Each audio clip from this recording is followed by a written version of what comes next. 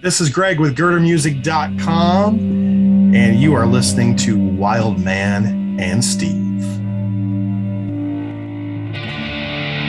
You are about to listen to the intersection of faith, talk, and music. The Wild Man and Steve show starts right now.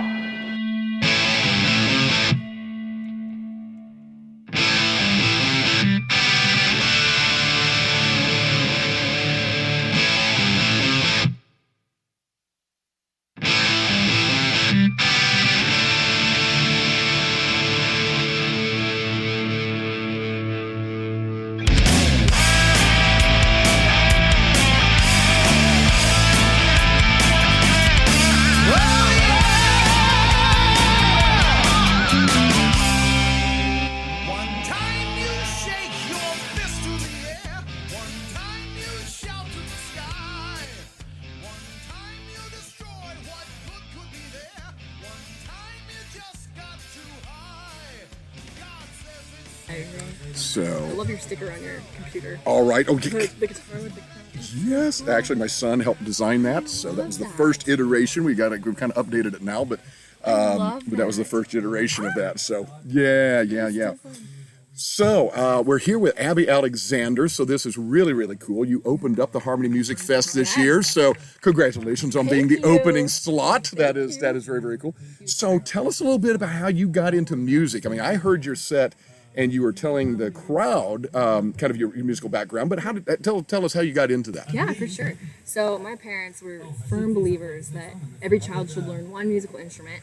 And I showed kind of a bent towards music early on. My mom, I think I said up there when I was on stage, my mom said when I was a baby in the womb that I would kick every single time that she would be in a worship service. I would kick, and she knew from early on, she's like, this girl is going to love music, this girl's going to be into music. And so they gave me piano lessons when I was 6, and I really wanted a guitar. And I remember sitting in the car listening to one of those like best worship hits of 2001 in the car on the way to the library, and there was this one song that we'd listened to, and I remember asking, Mom, what instrument is that? And she said, I think that's a guitar. And I decided, I was sitting in a car seat when I decided that I wanted to play the guitar. I was like, I really want to play the guitar. There was just something about it, specifically in worship, in just music in general, that I was like, that makes me feel closer to something higher than myself. That makes me feel like I'm part of something bigger. And so my parents gave me a guitar when I was 6. I taught myself guitar. I learned piano classically, and then I started songwriting when I was about 9, I think. And I've just been writing ever since then. So. Wow, so that is cool, and I mean, I love this story of, I mean, obviously picking up guitar like when you're in the car seat. It's like, yeah, this is going to be the instrument for me. So the sound was so good, and you mentioned it as you were talking to the crowd. Some John Denver, and I certainly heard that. Yes. Tell us a little bit about how you come to write the songs that you do. You obviously were playing on the acoustic, which had a beautiful sound to it. So tell us a little bit about your writing process. I think my writing process is so strange and it's hard to explain because it's almost more like a feeling than it is a thought. Sometimes I'll be going about my day and maybe I'll have like written a melody the day before. Like I'll just sit down, goof around on the guitar. I like weird tunings on my guitar. I like open D a lot. I use that today. And so sometimes I'll be going about my day and I'll just have this like feeling of like, I need to sit down and write. And it's almost like a conversation between me and I would say it's probably the Holy Spirit, even though a lot of the music that I write doesn't specifically mention him. He gives me pieces of beauty in the physical world, in the metaphorical world, and I just feel like I'm having a conversation with him when I'm sitting there writing. This like, it feels like I don't even write my own songs. I just am told them and I sing them.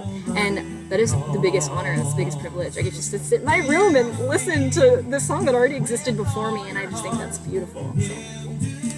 So you said something kind of interesting there, and we've had artists who have talked about this very issue. You said you don't always maybe are explicit about the Holy Spirit or about God in your lyrics.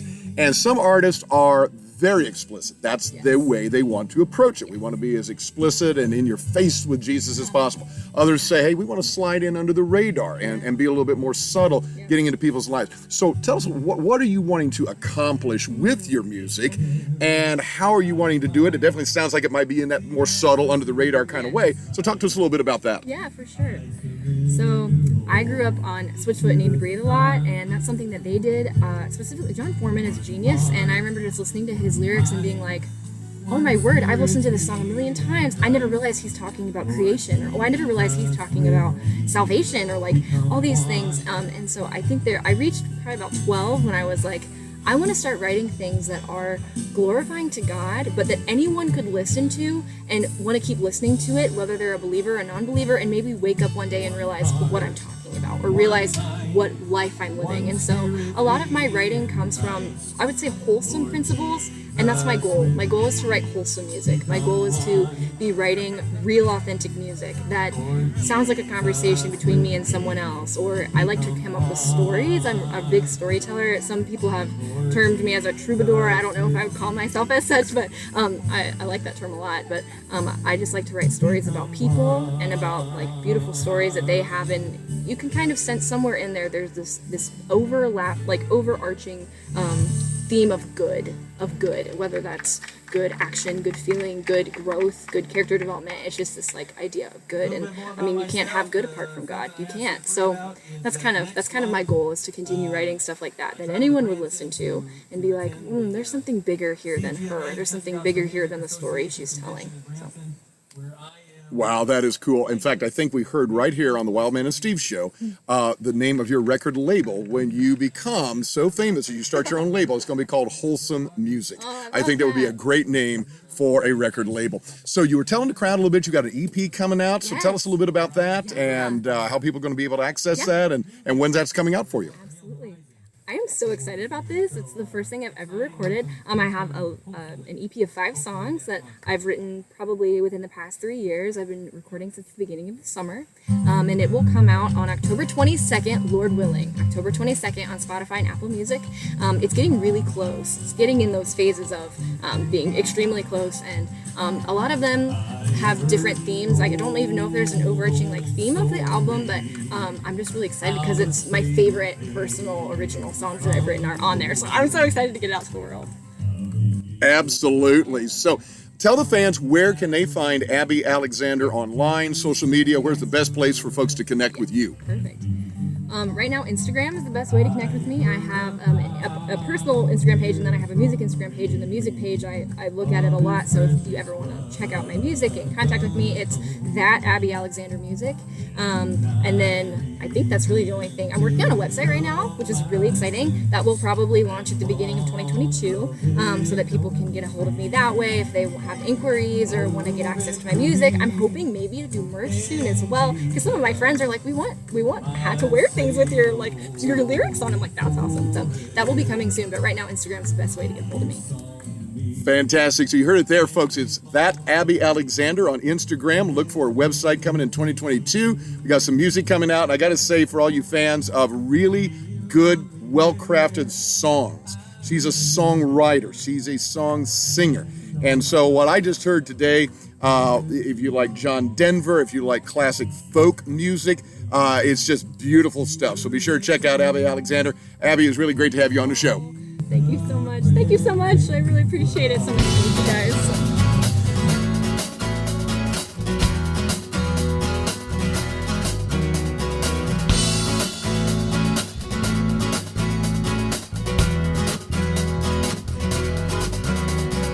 Vinegar and salt in my tears with the faults of my last 2 days. I'll pillowcase the floor and I'll cha-cha through the store just to change my pace. Trying to pretend that I won't lose my friends to this romantic. Tell me why I'm crying over them.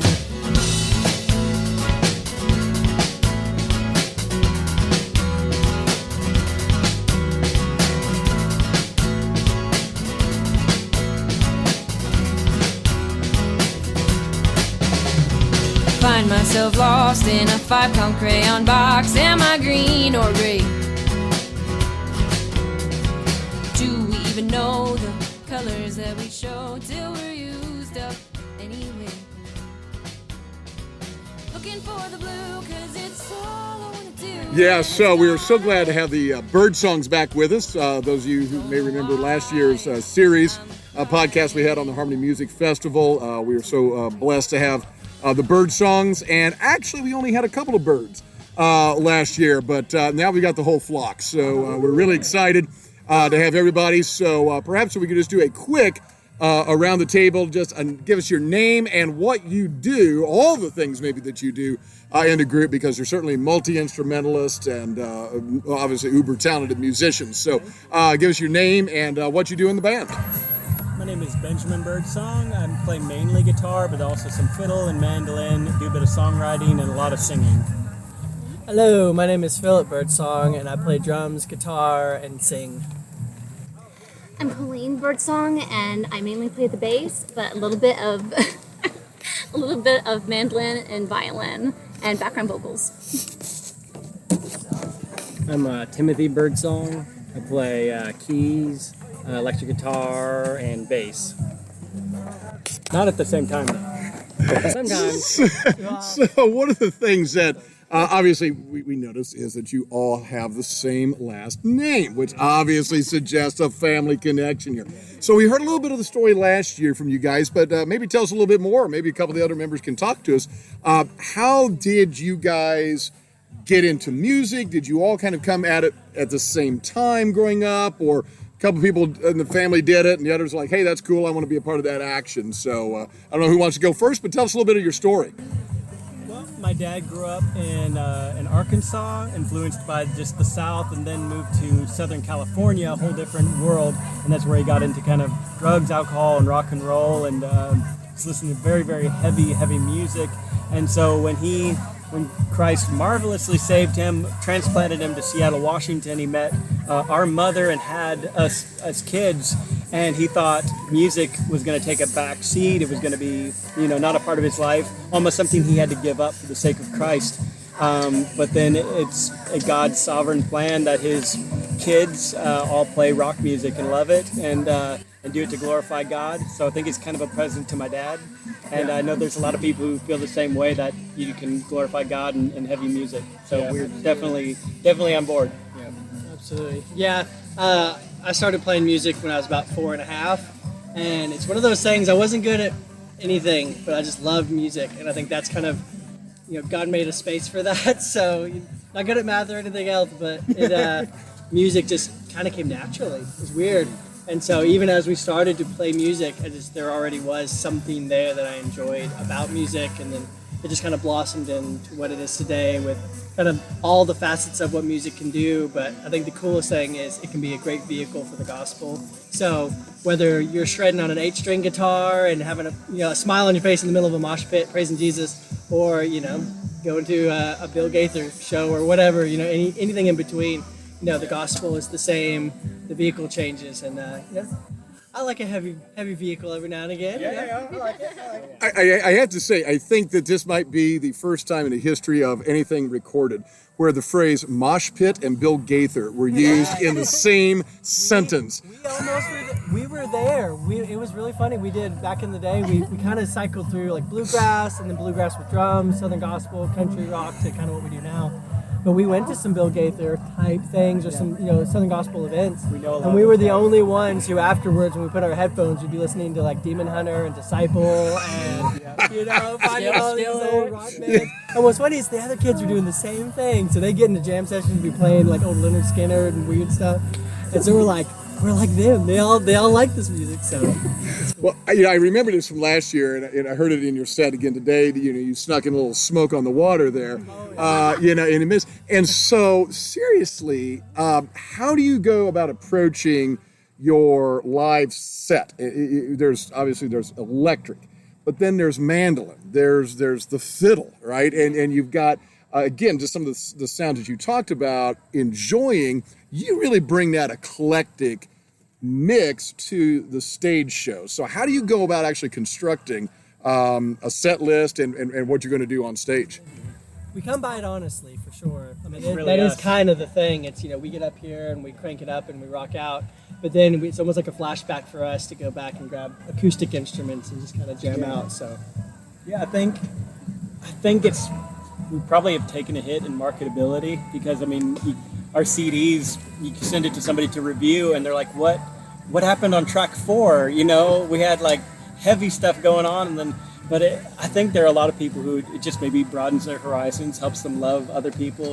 It's just kind of like different flavors. We're kind of a buffet musically, and so, but it's really just who we are. And so maybe there's a very small group of people who like a little bit of everything, and so I think they enjoy it. Maybe it's a breath of fresh air. We're working on polka. Yeah. Polka's the hard one. We're working on that one. Polka metal. Polka metal. Polka metal. Okay, that I absolutely would have to hear. So tell us a little bit about any kind of projects. I mean, obviously you got some CDs out. You had some nice stuff at the merch table here today. Any projects you got going on the rest of 2021 as we head into 2022? Touring or recording? What's on the horizon for you guys? We've kind of done some demoing of some like acoustic songs from our previous couple albums, and just kind of demo those. So we're just gonna kind of continue working on those and get those out. Yeah. During the lockdowns and kind of the pandemic start, a lot of our events had to be canceled or postponed, and so any events that we did, some of them were scaled back a lot, and we ended up doing a lot more acoustic events, kind of outdoor things. And we're like, hey, some of these songs kind of sound cool acoustic. They kind of carry a different vibe, and sometimes people listen differently when you do kind of turn stuff down. And so I thought that would be a really cool kind of sort of like a B-sides, do some alternate versions and things. And we're opening, we have our kind of our home studio, so we're working on kind of building that up. And so it'd be a fun sort of test drive of all the stuff that we've been working on, kind of off-road in that way. Well, you talked about the fact that a record company may look at your stuff and go, we're not sure quite what to do with this because it is so eclectic. And obviously, if what you wanted was the massive fame, the massive fortune, you would go with a cookie cutter sort of approach, right? You would have the formula. We know what record companies want, radio stations and that sort of stuff. So obviously there's something else driving you guys. I think we kind of know what that is, listening to your music and so forth. But tell us a little bit about really what you hope to accomplish, whether it's through the recorded music or at a live show. What's your goal? I would say, yeah, go for it. No, I don't know. Okay. She doesn't know. No, I do, but I'm not gonna. For me, it's that moment where somebody says something in such a way where you understand that they know what you're talking about. It's that maybe just that particular vocabulary that means that they're not the only ones who have felt a particular way. And so music really is a great way to say it, not only with a melody, that God uses to touch hearts, and just beauty, the beauty of music, but just trying to find those words to say, hey, no, really, I'm not just saying I feel sorry for you. I'm saying I'm here with you in that, and I've been there, and God is the only hope, and that look what he's done for me. And I hope that there's stories of victory in our life, or maybe even just places of endurance where we've grown, and Peter says it produces character, suffering produces character, and so I'm becoming quite a character, and I want to help other people, go from that place where Satan is just saying, this is the end for you, this is all you're good for, and say that there's another chapter that's totally just going to kick him in the rear, and start a whole new war against Satan. So I hope that people go home angry at Satan, and I hope they go into their communities and fight what he's doing there. Yeah. So somebody wants to go online and says, hey, I either need help with my character or I need to be a character, and I want the Birdsongs to help me with that. So where do people go online to find Birdsong music, social media, whatever? Where's the best place to find you guys? Probably the best main hub would be our website, thebirdssongsmusic.com, and then there you can go to Instagram, Twitter, Facebook to kind of connect, and then with our music, Spotify and mainly Spotify for our music if you want to. That's kind of our main streaming, and then to really connect with us that way. All right, well, it's so cool having you guys back at Harmony Fest. It's so good. Wild Man Steve Show is really happy to be here again and get a chance to talk with you guys again. So thanks so much. I certainly wish you blessings on your travels. Thank you so much. Thanks for bearing with us. At this festival, we're crew and band, so you're all looking at us and taking us.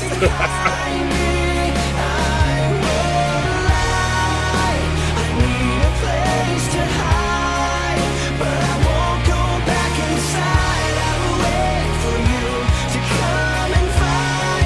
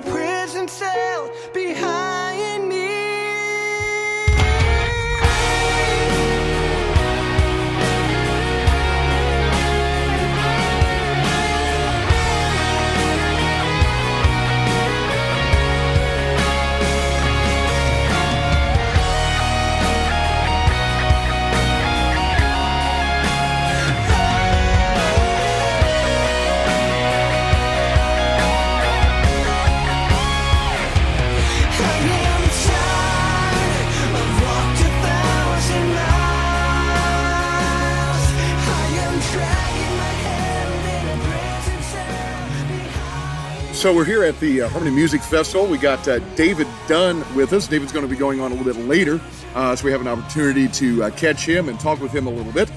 So David, first of all, if you would tell us, what's your musical story, man? How did you get into the creation and the performing of music? I got into music creation because I was trying to impress women, which I'd probably argue is the majority of the stories when it comes to males who started doing music. It was sort of a switch off. I was big into sports all the way up through college, and then when my basketball career ended, music was like the natural progression of to fill the time slot that was the full-time job of college athletics. So I probably really music became an actual giant section of my life, my junior year in college or so. That's the short answer. So I got to say, I can totally relate to that. It doesn't show right now, but I used to have as long a hair as yours, and the total reason was because I read somewhere that girls were into guys with long hair, and so that's when I stopped getting a haircut. So I mean, totally understand that. So tell us a little bit about your style. So like I say, you're going to be going on here at the festival later in the day. What are some of your influences in music, and then how does that play into your own particular style of musical performance? Yeah. I play pop music is what I call it, right? It's pretty heavy progressive pop. What we do up on stage is sort of play computers back and forth. So I've got a big drum pad, and we're live triggering samples. So it basically every night we play, it ends up being a different kind of show because of how the trigger ends up happening. We usually take tangents and musical breaks, and my partner's doing the same thing. He's got a keyboard, both got keyboards, and then tons of programming, processing, live trigger sampling, and so that's what we're doing on stage. So I got to say, I think that's particularly cool because I think for a lot of people, when they hear things about modern music, or especially with computers and so forth, they think sometimes that means lack of creativity, and that it somehow is canned. But as you just described right there, you're actually talking about something different every night. So that seems to me that really kind of heightens the creative aspect of what you guys are doing. So who are some of your influences? Whether you're growing up, secular, Christian, or otherwise? Oh, man. I never know what to say when people ask me about musical influence. It's all over the place. When I was really small, I listened to some hard rock Christian bands like Petra. Petra is kind of in the back of my brain, and Whitesnake.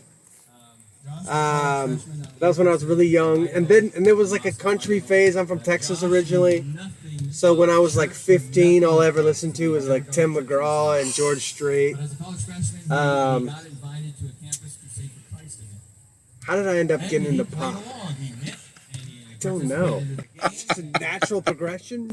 I don't recall how it ended up being to where the genre that I was in was pop. I started off as kind of like a folk artist, more like acoustic guitars, and then it just naturally went into progression computer stuff. It's what I make. It's what I like. I don't know why. I really don't know how to answer your question.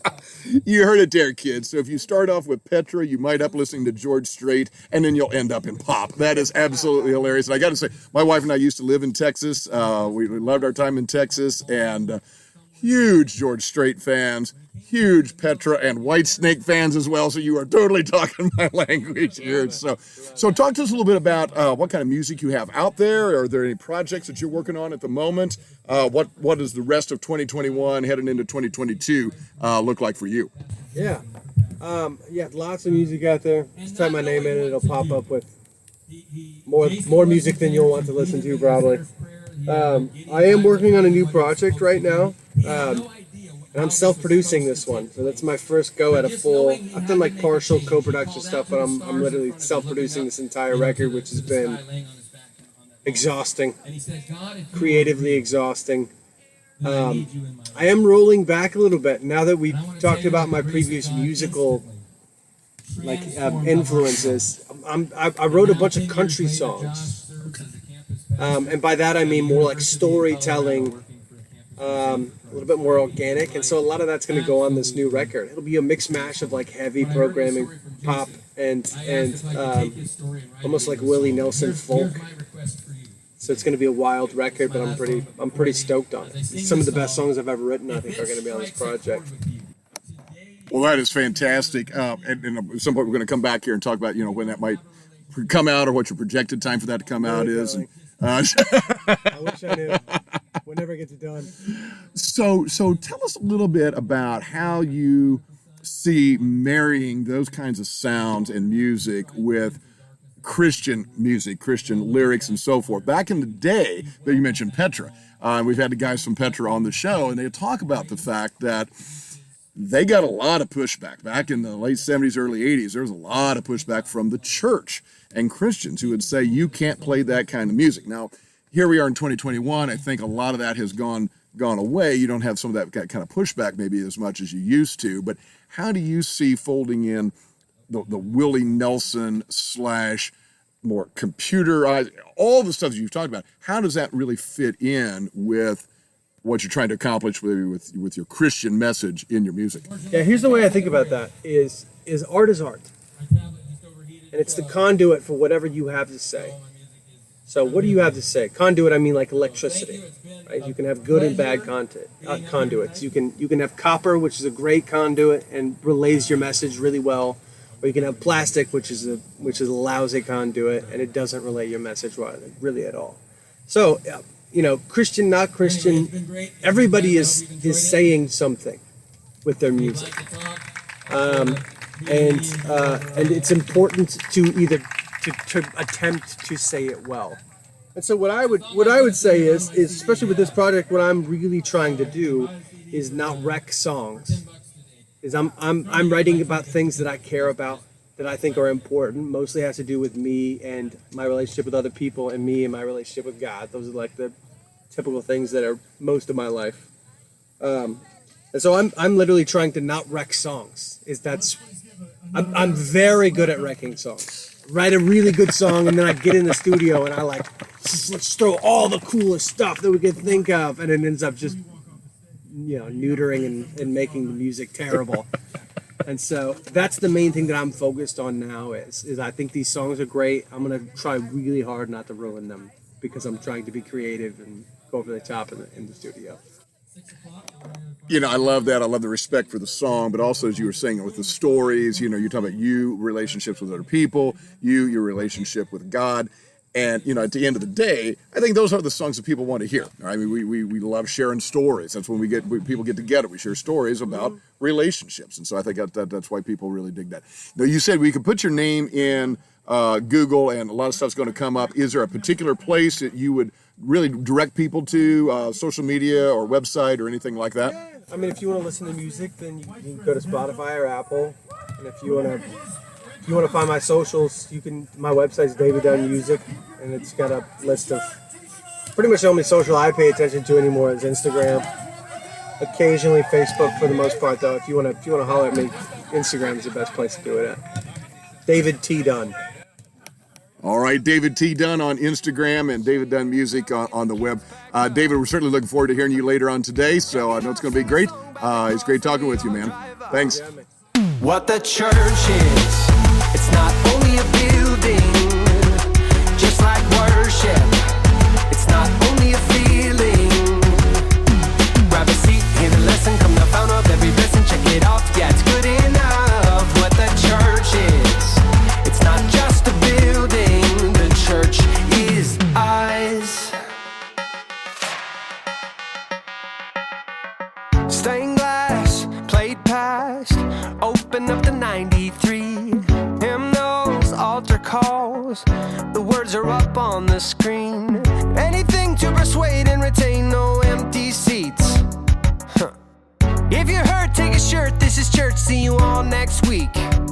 What the church is, it's not only a building, just like worship, it's not only a feeling.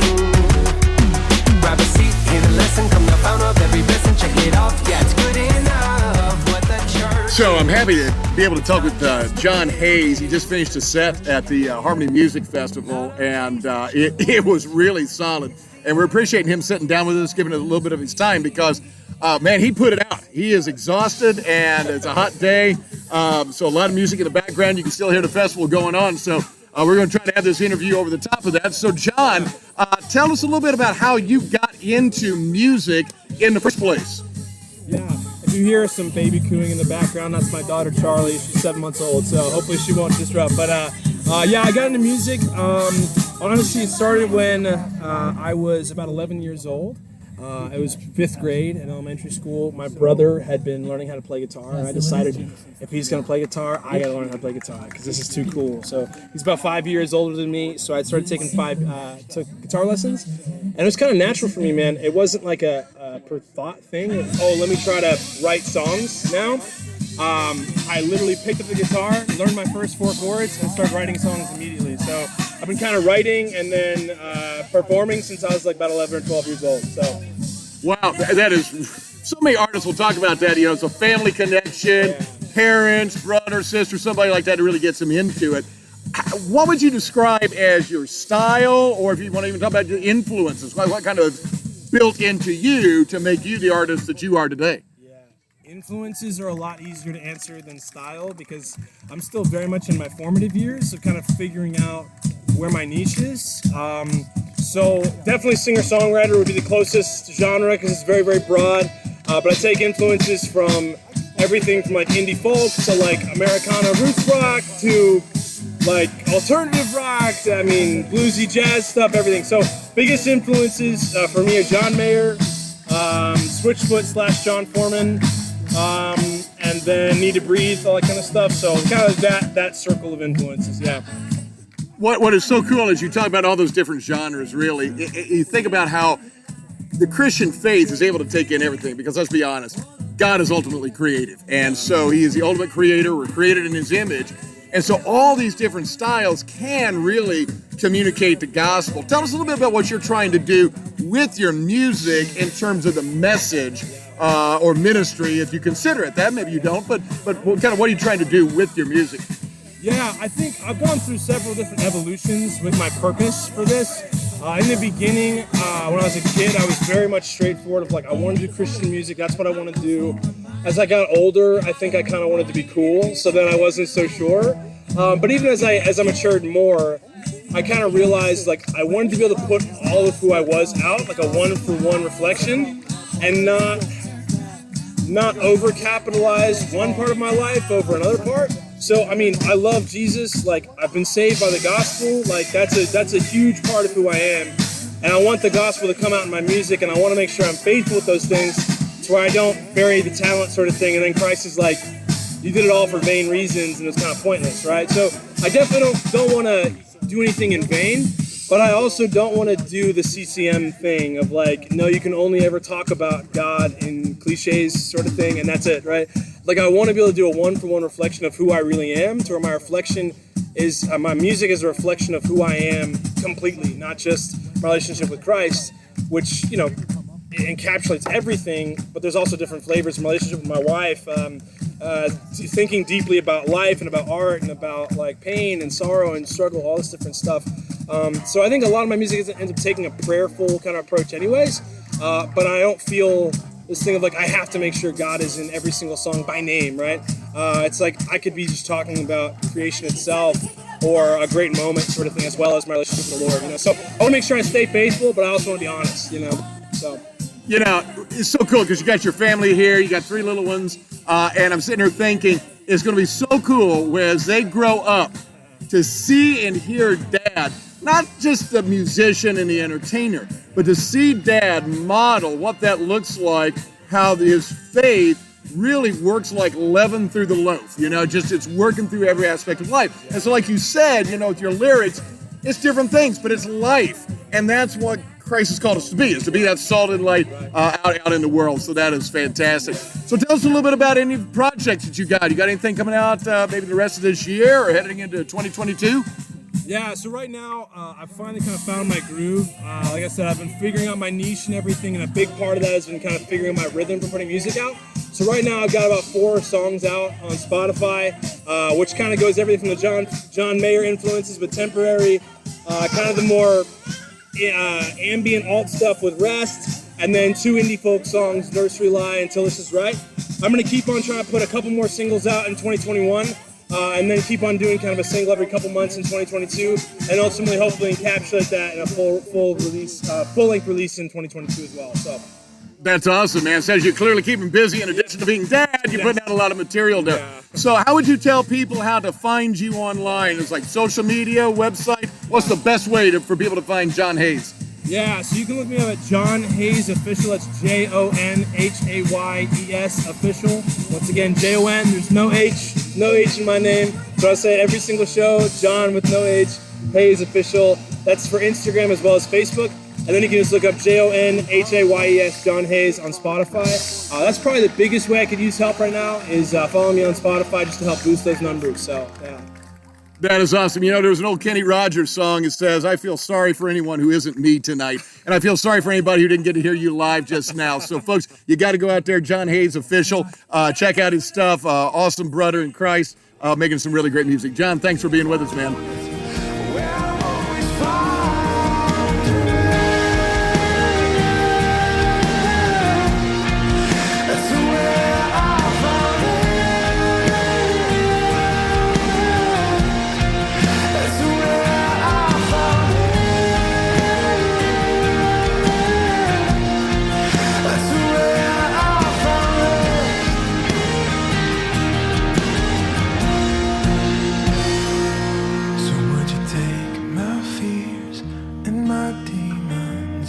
Trying with my weapons and my fears, all my demons, and give me rest,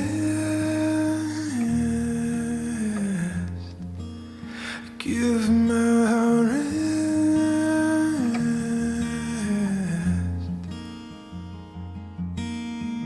Kiss the sun, the firstborn of creation. Kiss the sun, the firstborn from the dead, and that's where you'll find rest. That's where you'll find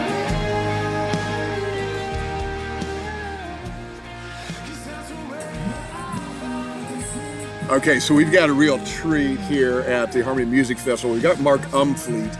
And I'm so excited to talk to Mark for a couple of reasons. I had the opportunity to work with his daughter, Naomi, earlier this year at a vacation Bible school. And so that was really, really cool. So it's neat to get connected with his family again.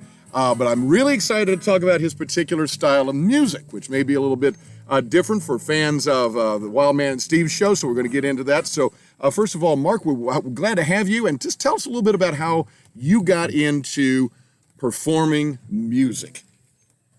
Well, I grew up singing. I was in, I still remember the first song I ever sang in church when I was about 8 or 10 years old, Little Flowers Never Worry, but sang in high school and then sang in a quartet in college at Indiana Wesleyan, but then kind of when I got into ministry, it just kind of fell by the wayside, and then I got invited to go out. I was out selling Kirby's, and I got invited by one of my salesmen to go out to karaoke, and we went and sang karaoke, and I had fun with it, and I started singing more often at karaoke.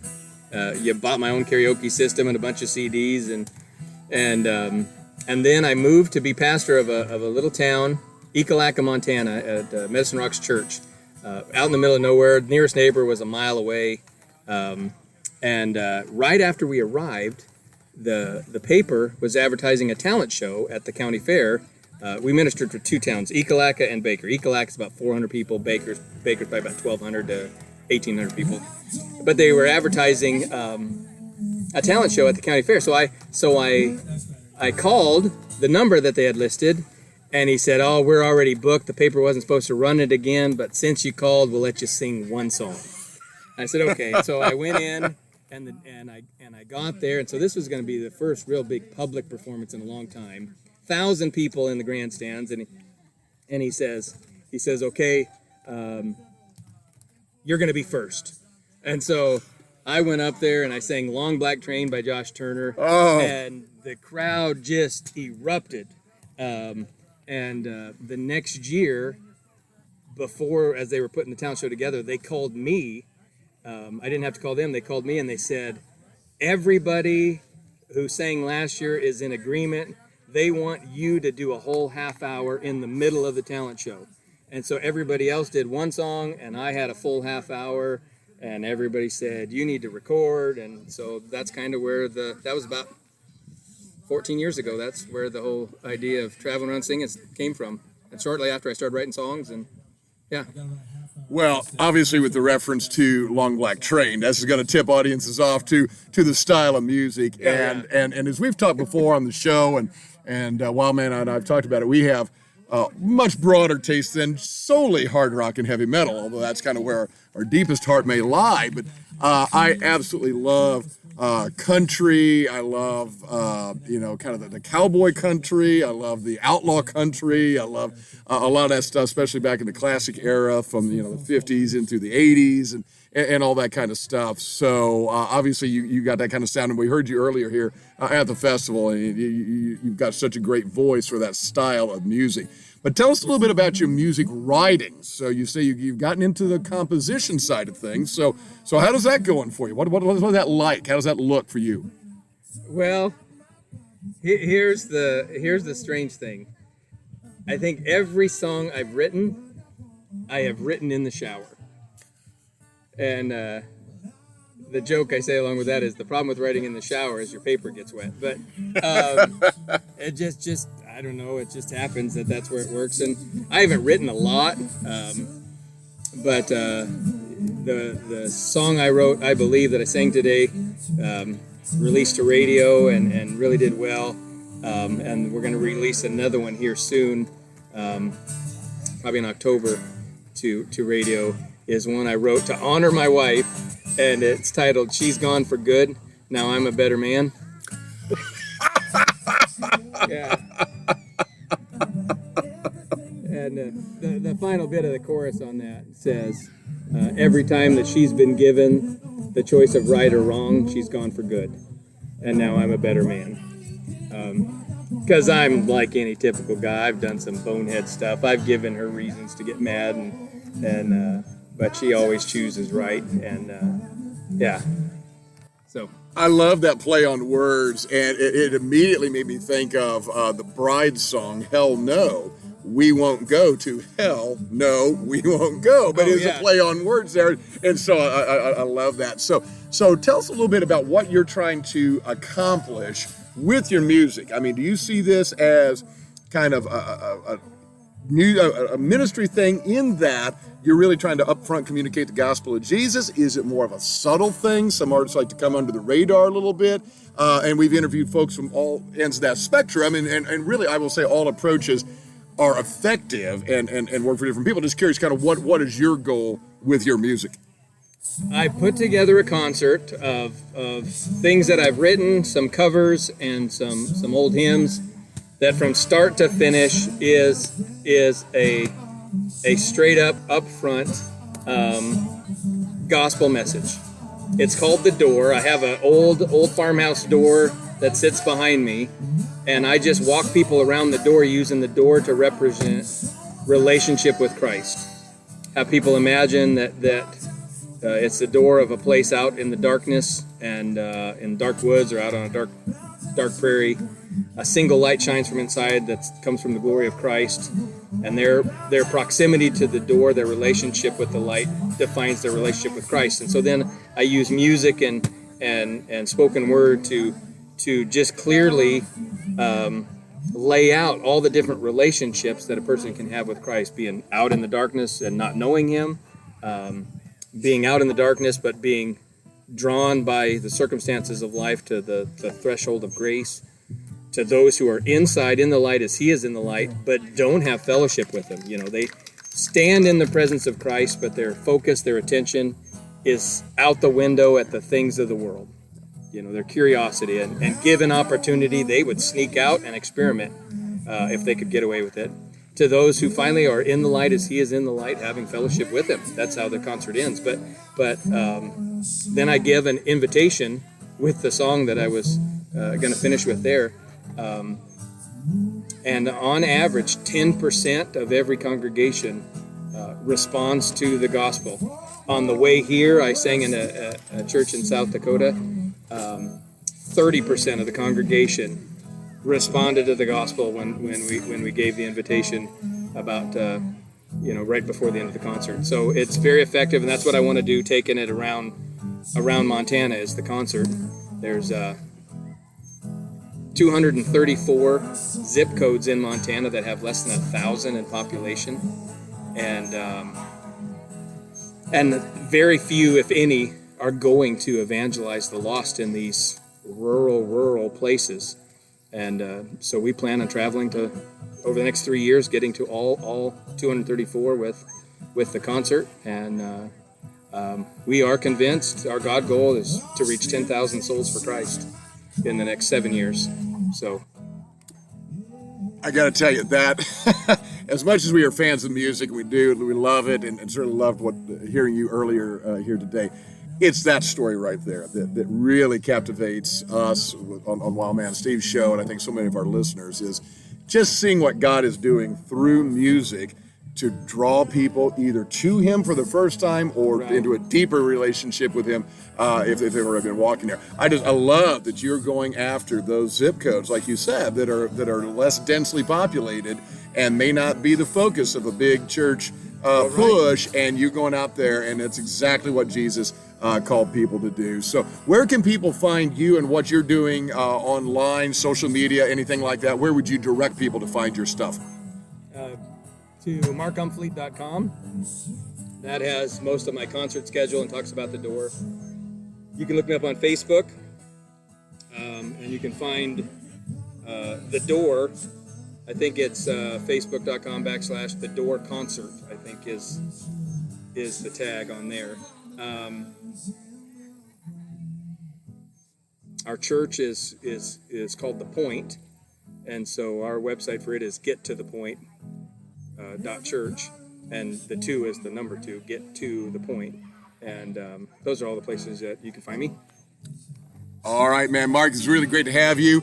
Folks, definitely check out what Mark's doing online. It is good stuff. And I will tell you, one of the things about an audio interview is that as listeners, you don't get to see the person, but I will tell you, you can just tell by looking at this man's eyes, this guy has a heart for God. So check him out. I believe in the old rugged cross. I believe Jesus came to die to seek and save the lost. Oh, I believe. I believe. Do you believe?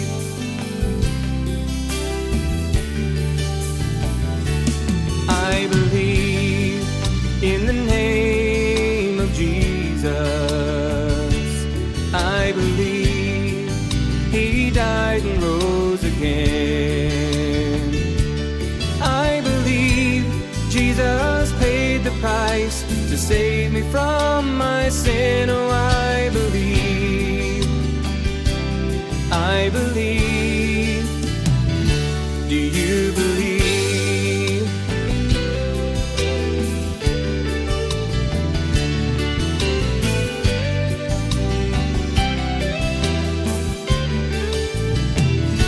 Do you believe in the name of Jesus? Do you believe in the old rugged cross? Do you believe? Wild Man? Hey man, what's wrong? Well, it's kind of hard to say. You know I'm a Petra fan, right? Of course. Who doesn't know that? But what's wrong? Well, I think I'm going through withdrawal. Withdrawal? Yes, it's hard to explain, but I miss the days of Petra concerts, Petra CDs, Petra albums. I would just love to have those days back. You know, you can. What?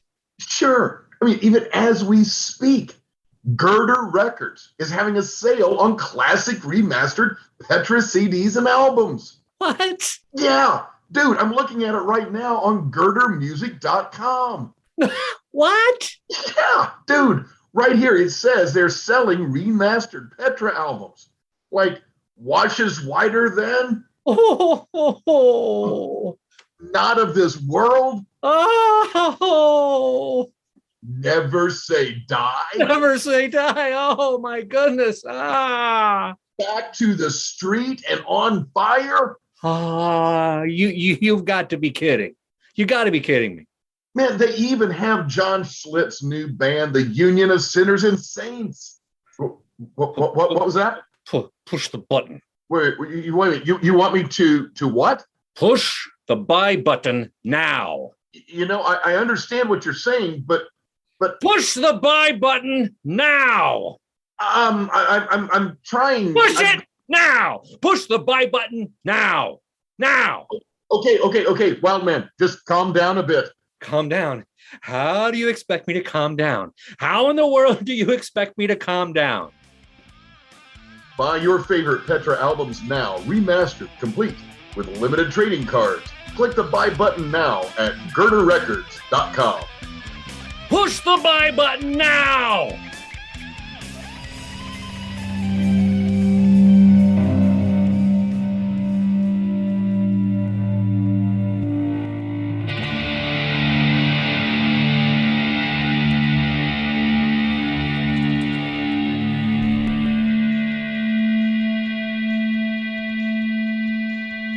The Wild Man and Steve Show is now partnering with New Release Today. Find out more about them at newreleasetoday.com.